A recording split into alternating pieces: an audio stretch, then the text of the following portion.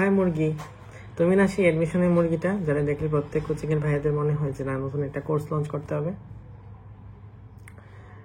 এখনো পর্যন্ত সার্কুলারে কিছু বলে নাই যে আইকিউ এড করবে না মানসিক গুণাবলী না মানবিক গুণাবলী না মানবিক মূল্যবোধ কি এড করবে।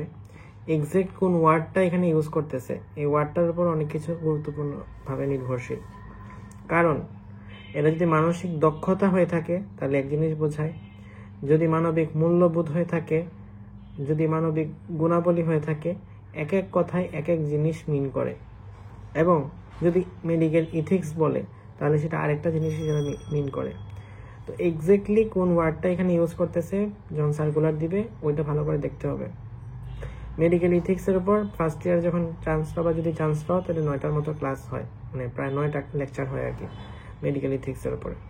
তো এগুলো তোমার কাজে লাগতে পারে, নাও লাগতে পারে, যদি সার্কুলারের উপর সবকিছু ডিপেন্ড করে। বাট তোমরা যেটা এখন করতেছো মানে খুবই উৎসাহী পোলাপানের মতো, ফিজিক্সের পড়া বাদ, কেমিস্ট্রি পড়া বাদ, বায়োলজি পড়া বাদ, জিকে ইংলিশ সব বাকি, তোমার এখন চিন্তা ভাবনা শুরু হয়েছে মানবিক মূল্যবোধ কই থেকে পড়বো।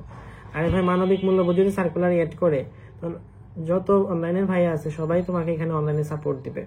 এটা তোমার যত কোচিং আছে সব কোচিংয়ে তোমার এখানে এক্সট্রা কোনো শিট টিট দিবে বা এক্সট্রা কোনো বই টই দিয়ে দিবে।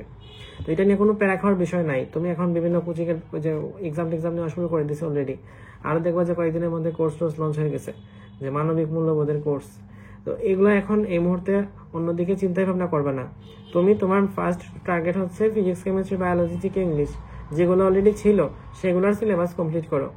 ওইগুলো যদি না পারো, ওই মানবিক মূল্যবোধে যে 5 পাবে বাকি 5ই পাবে, আর কোনো মার্ক পাবে না। তো 5 পাওয়ার দরকার নাই, তুমি বাকি 95 জন্য টার্গেট করো। আর যদি 5 অ্যাড করে বা অ্যাড কোন ভাষায় কোন ওয়ার্ডে অ্যাড করতেছে ওইটার উপর একটা গুরুত্বপূর্ণ বিষয় নির্ভরশীল, দেন তুমি ওইটার জন্য পড়াশোনা করো। বাট এখন না, এখন তোমার মেন টার্গেট থাকবে ভাই ফিজিক্সের সিলেবাস, কেমিস্ট্রির সিলেবাস, বায়োলজির সিলেবাস, জিকে সিলেবাস, ইংলিশের সিলেবাস, এইটা কমপ্লিট করি। বাকি পরেরটা পরে দেখা যাবে। পরীক্ষার জন্য এখন আরো 50 দিন টাইম বাকি আছে। তোমার প্রাইম টার্গেটটা কমপ্লিট করো, বাকিটুকু পরেরটা পরে দেখবা।